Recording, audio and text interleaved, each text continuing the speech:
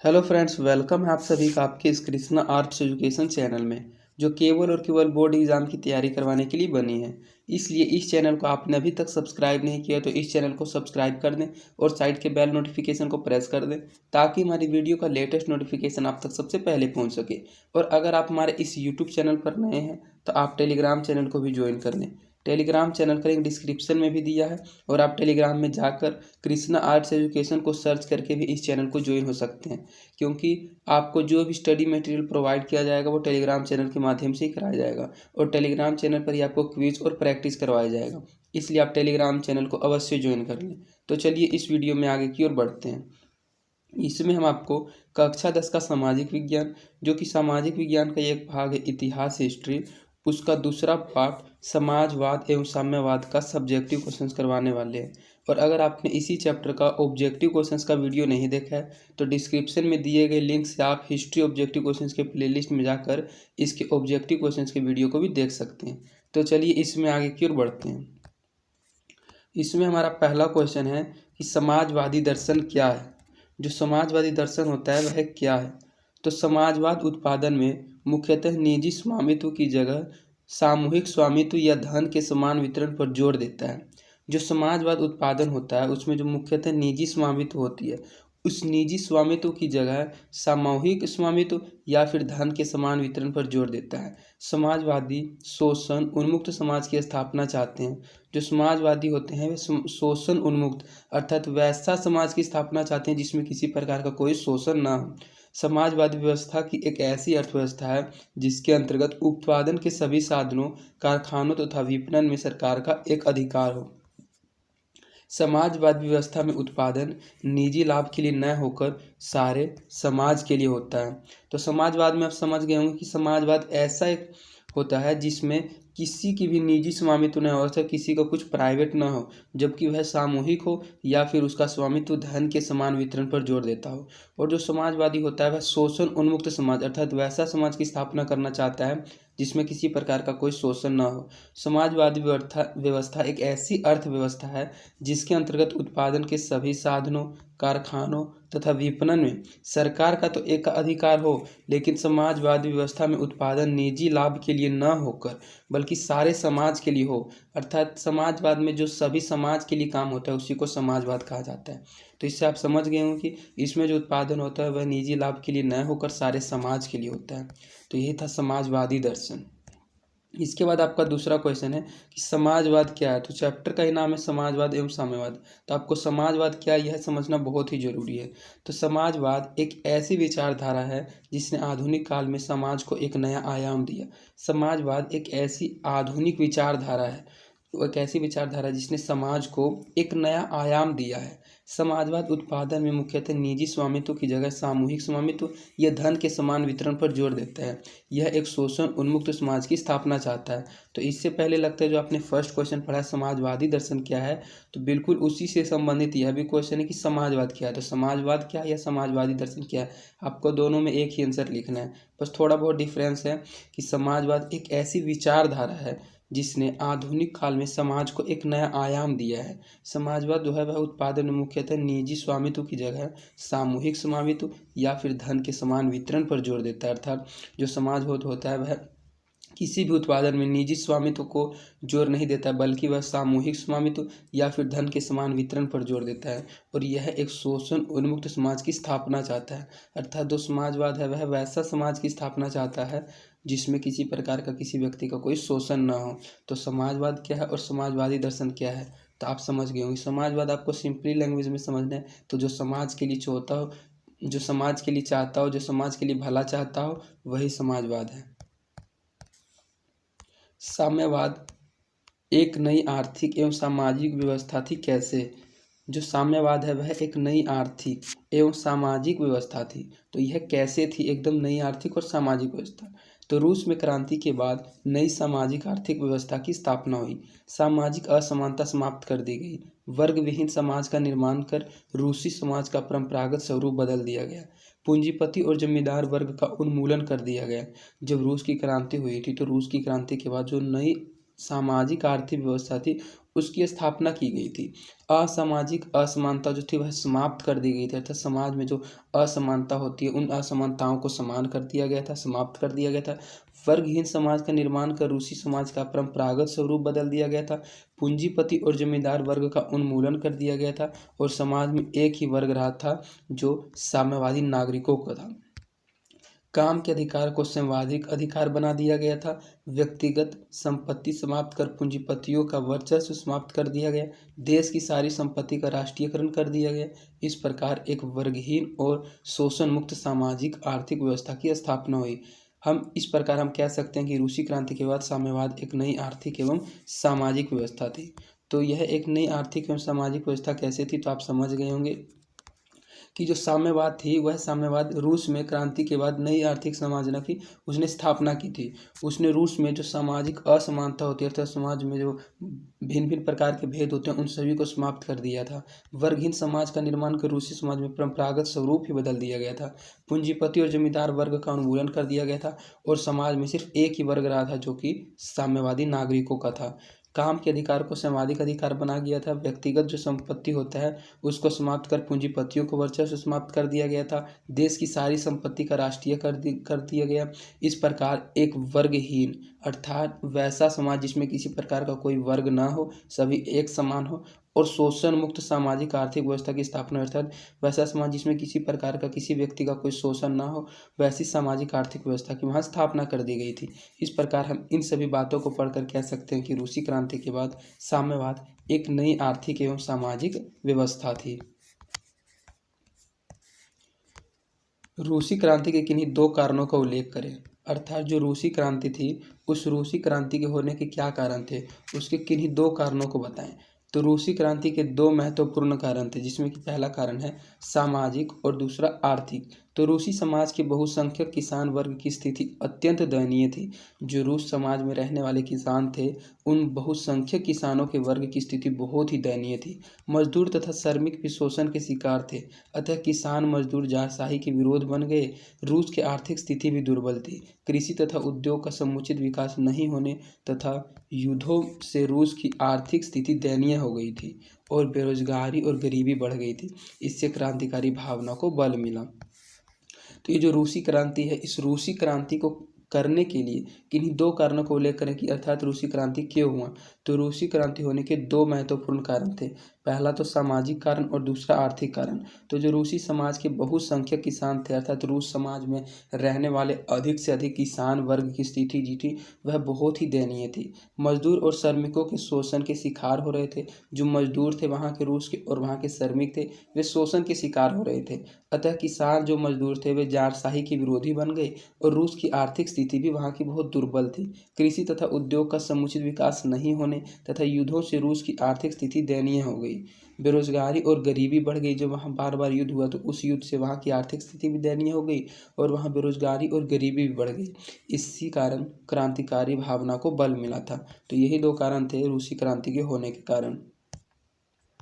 रूस का संसद क्या कहा जाता था?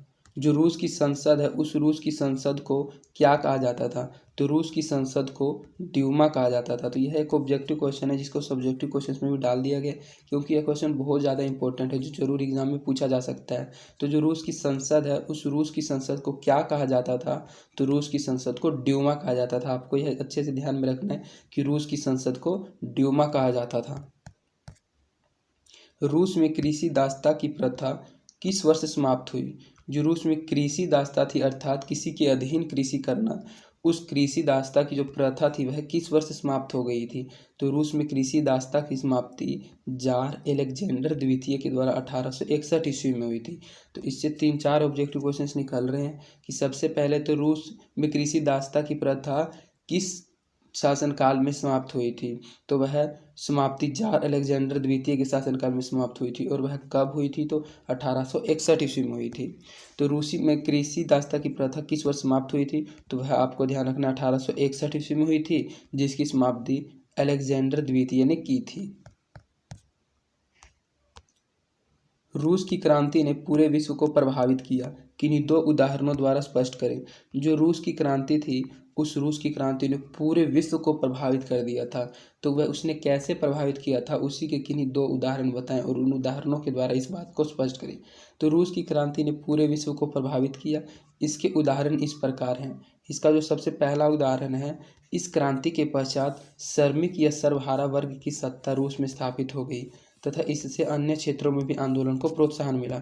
जब रूस की क्रांति हुई थी तो रूस की क्रांति के पश्चात यहाँ श्रमिक या फिर सर्वहारा वर्ग की जो सत्ता थी वह रूस में स्थापित हो गई थी। और जब इस रूस में क्रांति हुई थी तो इससे अन्य क्षेत्रों में भी आंदोलन को बहुत अधिक प्रोत्साहन मिला था। रूसी क्रांति के बाद विश्व विचारधारा के स्तर पर दो खेमों में विभक्त हो गया, पूर्वी यूरोप और पश्चिमी यूरोप। जब रूस की क्रांति हुई थी तो रूस की क्रांति के बाद पूरा विश्व विचारधारा के स्तर पर, अर्थात जब वह सोचता था कि यूरोप पूरा ही है, तो वह दो खेमों में विभक्त हो गया। पहला खेमा पूर्वी यूरोप और दूसरा खेमा पश्चिमी यूरोप। द्वितीय विश्व युद्ध के पश्चात पूंजीवादी विश्व तथा सोवियत रूस के बीच शीत युद्ध की शुरुआत हुई और आगामी 4 दशकों तक दोनों खेमों के बीच हथियारों की होड़ जारी रही। जब द्वितीय विश्व युद्ध हुआ था तो उसके पश्चात पूंजीवादी विश्व तथा सोवियत रूस के बीच शीत युद्ध की शुरुआत हुई थी और आगामी 4 दशकों तक इन दोनों खेमों के बीच हथियारों की होड़ जारी रही, अर्थात इन दोनों में युद्ध चलता रहा। तो ये 3 ऐसे उदाहरण थे जिसने रूस की क्रांति को पूरे विश्व में प्रभावित कर दिया था। जिसमें को आपको शॉर्टकट में याद रखना कि पहला उदाहरण तो यह था कि जब रूस में क्रांति हुआ था तो इसको देखकर अन्य सभी जगह भी आंदोलन को प्रोत्साहन मिला था। जब यहाँ क्रांति हुई थी तो उसके बाद विचारधारा जो थी वह दो खेमों में विभक्त हो गई थी, पूर्वी यूरोप और पश्चिमी यूरोप। और द्वितीय विश्व युद्ध के पश्चात पूंजीवादी विश्व तथा सोवियत रूस के बीच शीत युद्ध की शुरुआत हुई थी और आगामी 4 दशकों तक दोनों खेमों के बीच हथियारों की होड़ जारी रही थी। रूस की क्रांति किसके नेतृत्व में हुई थी? जो रूस की क्रांति आप शुरू से पढ़ते आ रहे हैं तो इस रूस की क्रांति का संचालन किसने किया था, अर्थात यह किसके नेतृत्व में हुई थी? तो 1917 ईस्वी में रूसी क्रांति बोल्शेविक दल के नेता लेनिन के नेतृत्व में हुई थी। तो लेनिन से रिलेटेड आपको 2-3 क्वेश्चन याद रखना होगा कि सबसे पहले तो बहुत बार एग्जाम में पूछा जाता है कि लेनिन की मृत्यु कब हुई थी। तो लेनिन की मृत्यु 1924 ईस्वी में हुई थी और लेनिन के नेतृत्व में ही रूस की क्रांति हुई थी, जो कि बोल्शेविक दल के नेता थे। लेनिन किस दल के नेता थे? लेनिन बोल्शेविक दल के नेता थे। और रूस की क्रांति कब हुई थी? तो रूस की क्रांति 1917 ईस्वी में हुई थी। तो आपको सब्जेक्टिव क्वेश्चन पढ़ते पढ़ते सभी बातों को ध्यान में रखना है, जिससे कि इससे कोई भी ऑब्जेक्टिव क्वेश्चन पूछा जाए तो आप ऑब्जेक्टिव क्वेश्चन को नहीं छोड़ें। और वैसे आप प्लेलिस्ट में जाकर इसके सभी चैप्टर के ऑब्जेक्टिव क्वेश्चन की वीडियो को भी देख सकते हैं। अगर आप ऑब्जेक्टिव क्वेश्चन के वीडियो को देख लेंगे तो आपको सभी ऑब्जेक्टिव क्वेश्चन रिकवर हो जाएगा। तो इसमें पूछा जा रहा था कि रूस की क्रांति किसके नेतृत्व में हुई थी? तो रूस की क्रांति 1917 ईस्वी में रूसी क्रांति बोल्शेविक दल के नेता लेनिन के नेतृत्व में हुई थी। प्रथम विश्व युद्ध में रूस की पराजय ने क्रांति देता किया कैसे? जो प्रथम विश्व युद्ध हुआ था तो उस विश्व युद्ध में रूस की पराजय ने क्रांति देता किया, वह कैसे किया? तो प्रथम विश्व युद्ध में रूस मित्र राष्ट्रों की ओर से शामिल हुआ था। जार का मानना था कि युद्ध के अवसर पर जनता सरकार का समर्थन करेगी और में आंतरिक विद्रोह कमजोर पड़ जाएगा। जब प्रथम विश्व युद्ध हुआ था तो उस समय जो रूस मित्र थे वह राष्ट्रों की ओर से शामिल हुआ था और वहाँ के जार का मानना था, अर्थात वहाँ के राजा का मानना था कि जब युद्ध का अवसर आएगा तो उस समय पर जनता जो होगी वह सरकार का समर्थन करेगी और जो जनता में आंतरिक विद्रोह होता है वह आंतरिक विद्रोह कमजोर पड़ जाएगा। परंतु जार को यह इच्छा परी नहीं उसकी, मतलब कि जो जार की यह इच्छा थी कि जो जनता थी वह उनकी मदद करेगी और उनमें आंतरिक विद्रोह समाप्त हो जाएगा, लेकिन जो परंतु जार की वह इच्छा थी वह परी नहीं उसकी, अर्थात यह नहीं हुआ। विश्व युद्ध में रूस की लगातार हार होती गई। सैनिकों के पास अब न तो अस्त्र शस्त्र थे और न ही पर्याप्त रसद एवं वस्त्र। जब विश्व युद्ध में रूस लड़ता रहा तो रूस की लगातार जो है वह हार होती गई और हार होने के कारण सैनिकों के पास न तो अब अस्त्र शस्त्र थे और न ही पर्याप्त रसद एवं वस्त्र। रूसी सेना की कमान स्वयं जार ने संभाल रखी थी। पराजय से उसकी प्रतिष्ठा को गहरी ठेस लगी। जब पराजय हो गई थी तो उसकी प्रतिष्ठा को बहुत ही गहरी ठेस लगी थी। इस स्थिति से रूसी जनता और आर्थिक अधिक जो है वह क्रुद्ध हो गई थी। जो रूस में रहने वाली जनता थी वह बहुत ज़्यादा क्रुद्ध हो गई थी, बहुत ज़्यादा गुस्सा हो गई थी, क्योंकि रूस हार गया था। पूरी तरह से जारशाही को समाप्त करने के लिए कटिबद्ध हो गई थी और वस्तुतः प्रथम विश्व युद्ध में पराजय रूस में क्रांति हेतु मार्ग प्रशस्त किया गया। अर्थात जो रूस में प्रथम विश्व युद्ध चल रहा था उस राज्य में रूस की क्रांति हेतु मार्ग प्रशस्त किया गया। तो जब प्रथम विश्व युद्ध में रूस की पराजय हुई थी तो उसने क्रांति यही फैलाया था कि प्रथम विश्व में क्रांति जो थी वह वहाँ का जार था, वह चाहता था कि जो जनता वह सरकार का समर्थन करेगी, लेकिन ऐसा नहीं हुआ था। और वह यह इसलिए सोचता था कि जब वह समर्थन करेगी तो उसका आंतरिक विद्रोह कमज़ोर पड़ जाएगा, लेकिन वह इसकी इच्छा पूरी नहीं हो सकी। और जब वह हार गया तो उसके सैनिकों के पास न तो अस्त्र शस्त्र थे और न हो रसद एवं वस्त्र। रूसी की जो सेना की जो कमान स्वयं जार ने संभाल रखी थी, वह पराजय से उसकी प्रतिष्ठा और गहरी ठेस लगी थी। इस स्थिति से जो रूसी की जनता थी, वह रूस में रहने वाली जनता और अधिक क्रुद्ध हो गई थी और पूरी तरह से जारशाही को समाप्त करने के लिए कटिबद्ध हो गई थी। वस्तुतः प्रथम विश्व में पराजय रूस में क्रांति हेतु इसी कारण जब उसका प्रथम विश्व में पराजय हुआ तो उसने क्रांति को बहुत अधिक फैला दिया था। रूसीकरण ने नीति क्रांति हेतु कहाँ तक उत्तरदायी थी? जो रूसीकरण की नीति क्रांति थी वह नीति क्रांति हेतु कहाँ तक उत्तरदायी थी? रूस में विभिन्न प्रजातियों के निवासी थे, इनमें स्लावों की संख्या सबसे अधिक थी। जो रूस में प्रजातियों की संख्या थी वह विभिन्न प्रजातियों की निवासी थी और इन सभी प्रजातियों में से स्लावों प्रजाति की संख्या सबसे अधिक थी। इनके अतिरिक्त फिन, पोल, जर्मन, यहूदी इत्यादि थे। ये जो फिन, पोल, जर्मन, यहूदी है, ये सभी प्रजातियों के नाम हैं कि जो रूस है वह उस रूस में विभिन्न प्रजातियों के निवासी रहते थे। इनमें स्लावो प्रजाति की संख्या सबसे अधिक थी। इनके अतिरिक्त फिन, पोल, जर्मन, यहूदी इत्यादि भी थे। ये भिन्न भिन्न भाषा तथा रीति रिवाज को मानते थे, इसलिए रूसी सरकार ने देश की एकता के लिए रूसीकरण की नीति अपनाई थी। जो रूस की सरकार थी उसने रूस की एकता के लिए रूसीकरण की एक नीति अपनाई थी। जार की नीति थी एक जार, एक चर्च और एक रूस, परंतु रूस का अल्पसंख्यक वर्ग सरकार की इस नीति से व्यग्र हो गया। जार ने देश के सभी लोगों पर रूसी भाषा, शिक्षा और संस्कृति लादने का प्रयास किया। जो वहाँ का जार था, वहाँ का राजा था, वह देश के सभी लोगों पर रूसी भाषा, रूसी शिक्षा और रूसी संस्कृति को लादने का प्रयास कर रहा था।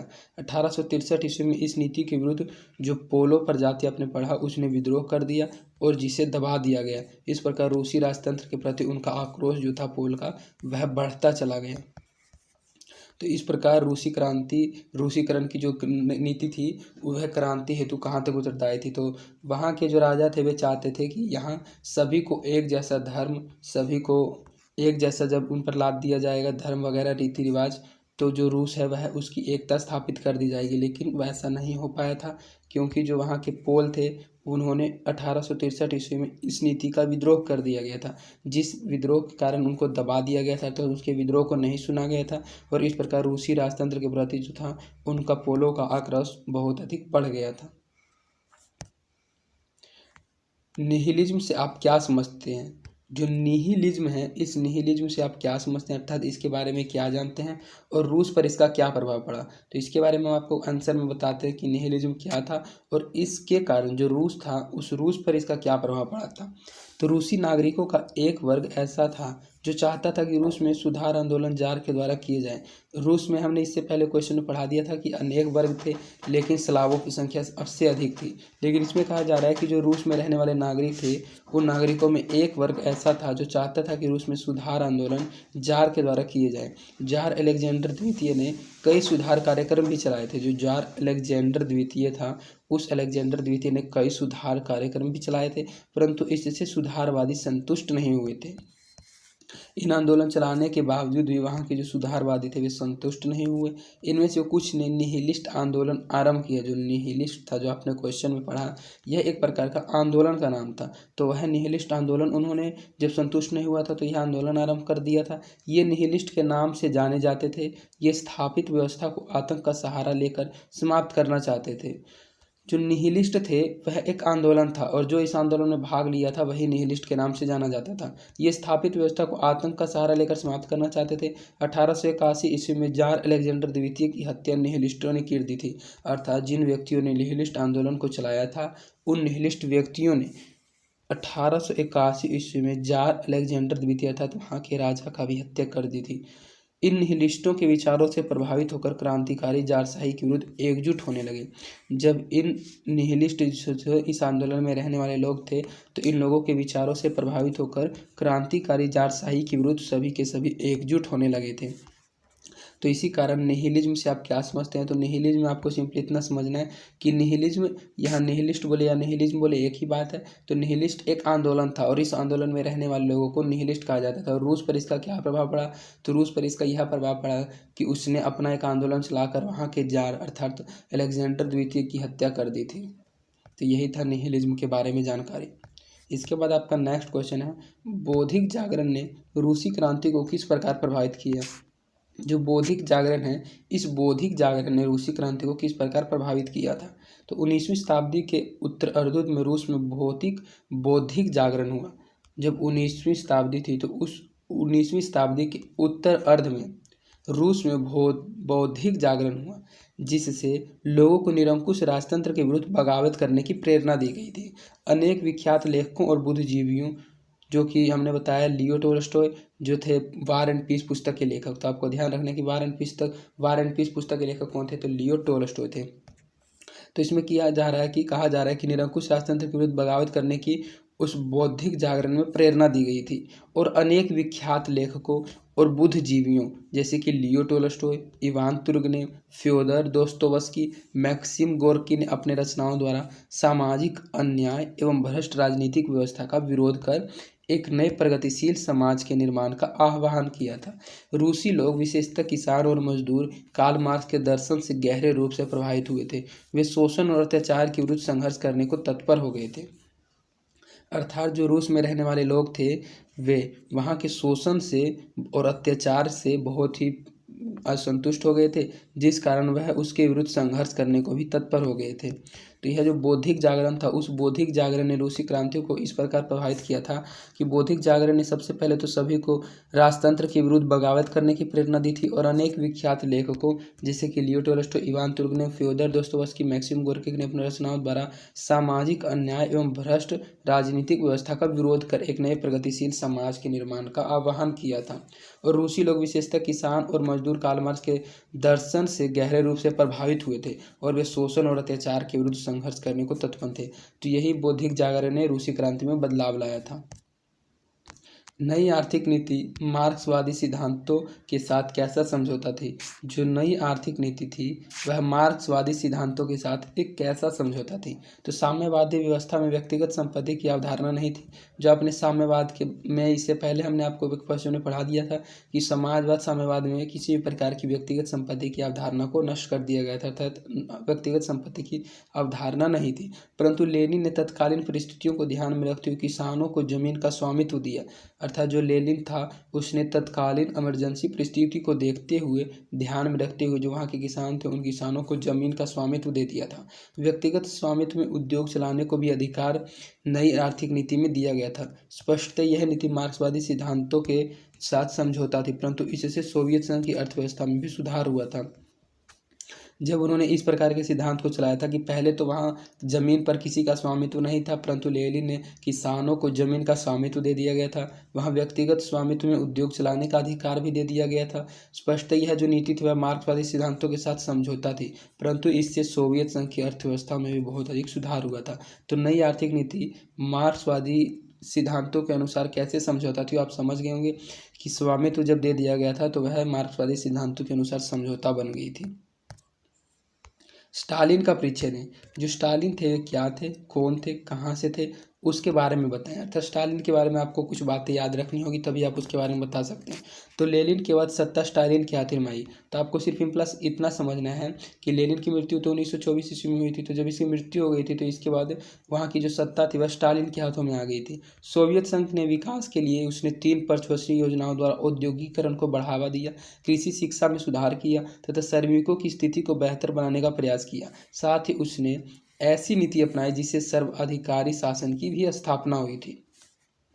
जो स्टालिन थे वे लेनिन के बाद उन्हीं के हाथों में वहाँ की सत्ता आ गई थी।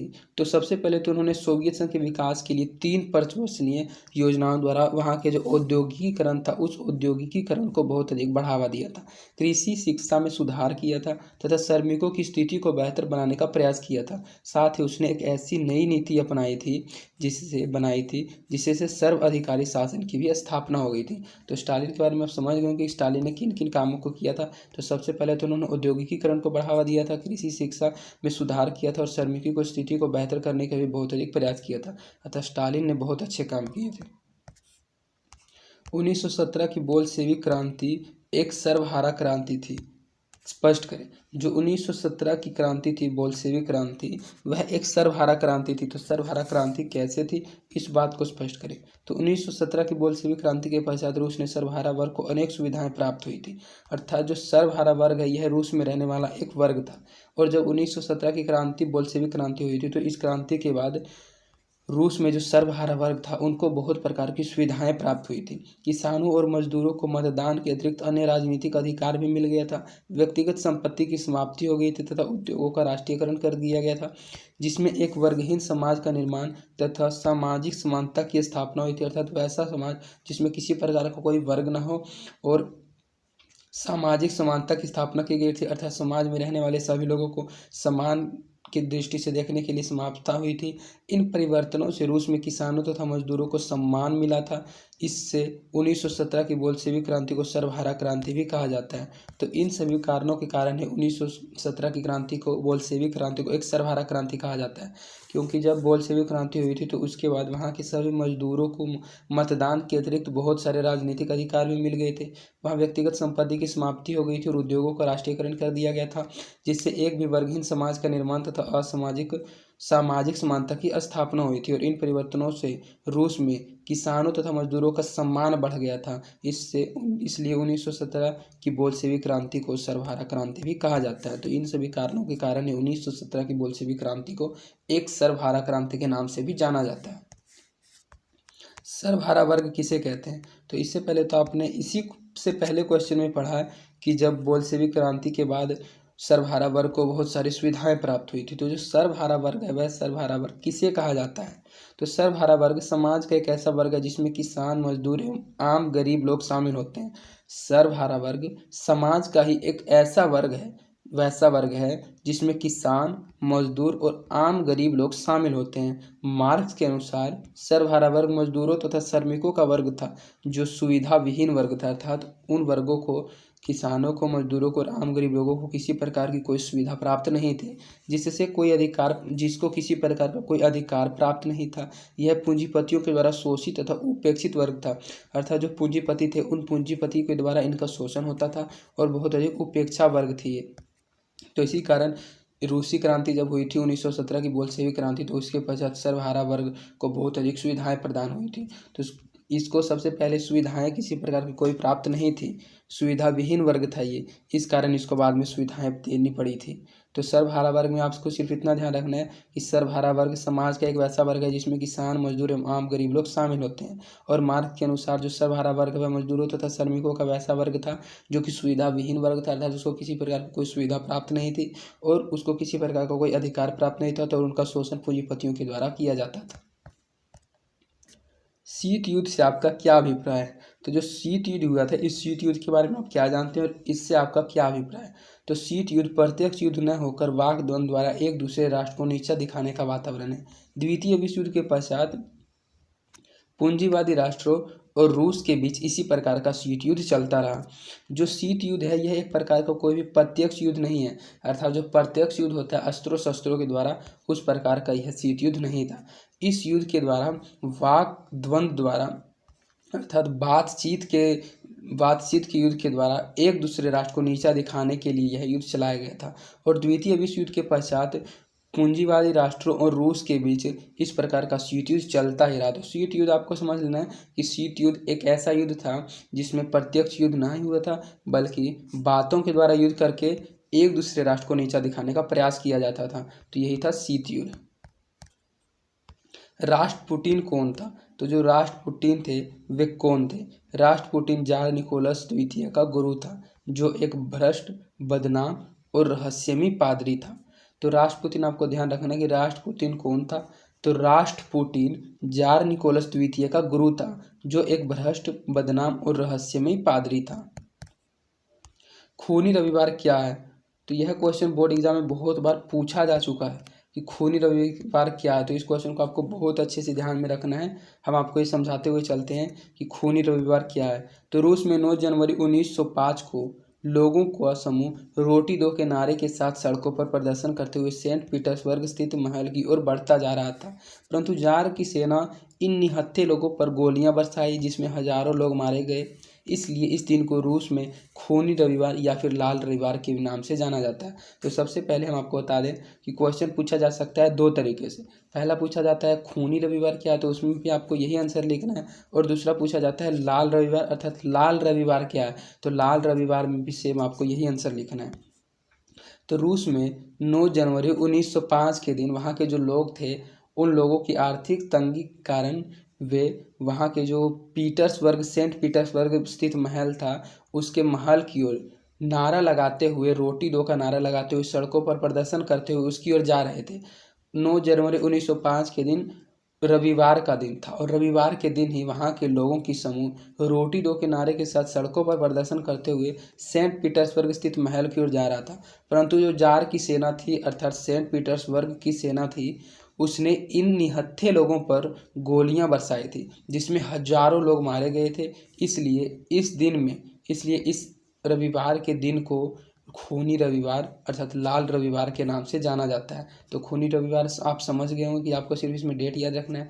9 जनवरी 1905 के दिन वहाँ के लोग रोटी दो का नारा लगाते हुए सड़कों पर प्रदर्शन करते हुए सेंट पीटर्सबर्ग स्थित महल की ओर जा रहा था, परंतु जार की सेना इन निहत्थे लोगों पर गोलियां बरसाई, जिसमें हजारों लोग मारे गए थे। इसलिए इस दिन को रूस में खूनी रविवार अर्थात लाल रविवार के नाम से जाना जाता है। रॉबर्ट ओवेन का संक्षिप्त परिचय दें। जो रॉबर्ट ओवेन थे वे क्या थे, इसके बारे में बताएं। तो इंग्लैंड में समाजवाद का प्रवर्तक रॉबर्ट ओवेन को माना जाता है। जो समाजवाद का प्रवर्तक इंग्लैंड में रॉबर्ट ओवेन को ही माना जाता है। इंग्लैंड में औद्योगिक क्रांति के परिणाम स्वरूप श्रमिकों के शोषण को रोकने हेतु ओवेन ने एक नए आदर्श समाज की स्थापना का प्रयास किया। उसने स्कॉटलैंड के न्यू लूनार्क नामक स्थान पर एक आदर्श कारखाना और मजदूरों के आवास की व्यवस्था की थी। जो रॉबर्ट ओवेन थे वे सबसे पहले तो इंग्लैंड में समाजवाद के प्रवर्तक थे, और उन्हीं को माना जाता था। इंग्लैंड में औद्योगिक क्रांति के जो परिणाम स्वरूप वहाँ के श्रमिकों के शोषण को रोकने के लिए, अर्थात वहाँ के श्रमिकों का जो शोषण होता था, उन शोषण को रोकने के लिए सबसे पहले उसने स्कॉटलैंड न्यूयॉर्क नामक स्थान का एक आदर्श कारखाना और मजदूरों के आवास की व्यवस्था की थी। इसमें श्रमिकों को अच्छा भोजन, आवास और उचित मजदूरी देने की भी व्यवस्था की गई थी। तो जो रॉबर्ट ओवेन थे, उन्होंने सबसे ज़्यादा श्रमिकों की सहायता की थी। श्रमिकों के शोषण को रोकने के लिए एक स्कॉटलैंड न्यूयॉर्क नामक स्थान पर एक आदर्श कारखाना बनाया था, और वहाँ मजदूरों के रहने की व्यवस्था की गई थी। इसमें श्रमिकों को अच्छा भोजन, आवास और उचित मजदूरी देने की भी व्यवस्था कर दी गई थी। इसके बाद आपका इस वीडियो का लास्ट क्वेश्चन है, कार्ल मार्क्स के विषय में आप क्या जानते हैं। तो जिस प्रकार स्टालिन के बारे में आपसे पूछा गया था, उसी प्रकार आपसे पूछा जा रहा है कि कार्ल मार्क्स के बारे में आप क्या जानते हैं। तो कार्ल मार्क्स का जन्म जर्मनी के राइन प्रांत के टियर नगर में एक यहूदी परिवार में हुआ था। जो आपने पढ़ा यहूदी वर्ग, तो उसी यहूदी परिवार में इसका जन्म हुआ था कार्ल मार्क्स का। और कहाँ जन्म हुआ था, तो जर्मनी में जन्म हुआ था। मार्क्स पर रूसो, मॉन्टेस्क्यू एवं हीगले की विचारधारा का गहरा प्रभाव था। जो मार्क्स थे, कार्ल मार्क्स, उन पर रूसो, मॉन्टेस्क्यू एवं हीगले की विचारधारा का गहरा प्रभाव था। मार्क्स और एंगेल्स ने मिलकर 1848 ईस्वी में कम्युनिस्ट मैनिफेस्टो अथवा साम्यवादी घोषणा पत्र प्रकाशित किया था। मार्क्स ने पूंजीवादी की घोर भर्त्सना की और श्रमिकों के एक हक की बात भी उठाई थी। उसने दुनिया के मजदूरों एक हों, अर्थात उसने एक बात का नारा दिया था कि दुनिया के मजदूरों एक हो। मार्क्स ने अपनी विख्यात पुस्तक दास कैपिटल का प्रकाशन 1867 ईस्वी में किया था, जिसे समाजवादियों की बाइबिल कहा जाता है। तो इसमें बहुत ऑब्जेक्टिव क्वेश्चंस भी निकल रहा है कि सबसे पहले आपको ध्यान रखना है कि मार्क्स का जन्म कहाँ हुआ था। तो मार्क्स का जन्म जर्मनी में हुआ था। किस परिवार में हुआ था, यहूदी परिवार में हुआ था। उसने अपनी विख्यात पुस्तक कब प्रकाशित की थी, तो 1867 ईस्वी में की थी। उसने 1867 ईस्वी में किस पुस्तक को प्रकाशित की थी, तो उसने दास कैपिटल पुस्तक का प्रकाशन किया था, जिसे समाजवादियों का बाइबल भी कहा जाता है। तो आप समझ गए कि कार्ल मार्क्स क्या थे। तो कार्ल मार्क्स का जन्म जर्मनी के राइन परिवार के यहूदी परिवार में हुआ था। मार्क्स पर रूसो, मॉन्टेस्क्यू एवं हीगले की विचारधारा का गहरा प्रभाव था, और मार्क्स और एंगल्स ने मिलकर 1848 ईस्वी में कम्युनिस्ट मैनिफेस्टो अथवा साम्यवादी घोषणा पत्र को प्रकाशित किया था। मार्क्सवाद ने पूंजीवादी की घोर भर्त्सना और श्रमिकों के हक की बात उठाई थी। उसने दुनिया के मजदूरों एक हो का नारा भी दिया था, और उसने अपने विख्यात पुस्तक दास कैपिटल का प्रकाशन 1867 ईस्वी में किया था, जिस पुस्तक को समाजवादियों का बाइबिल भी कहा जाता है। तो इस प्रकार आपका इस वीडियो में 21 सब्जेक्टिव क्वेश्चंस कंप्लीट करा दिया गया और इन 21 सब्जेक्टिव क्वेश्चंस के माध्यम से आपके चैप्टर के सभी टॉपिक को भी कवर कर लिया गया है। हम क्वेश्चन कुछ ज़्यादा लेकर आते हैं, लेकिन हम क्वेश्चंस के माध्यम से आपको पूरा चैप्टर भी पढ़ाने की कोशिश करते हैं। और अगर आप सिर्फ इन वीडियोज़ को अच्छे से देखे हुए रहिएगा तो आप 100% एग्जाम में अच्छा लिख के आइएगा। और अगर आप शुरू से लास्ट तक मेरे सभी वीडियो को देख लेते हैं तो आप 100% एग्जाम में 90% नंबर लेके आइएगा। और अगर आपको हमारी वीडियोस पसंद आती है तो आप अपने दोस्तों के बीच इन वीडियोस को जरूर शेयर करें और आप हमारे वीडियोस को लाइक भी जरूर करें, इससे हमारा मोटिवेशन बना हुआ रहता है। तो आज के लिए इतना ही, धन्यवाद। Fearless.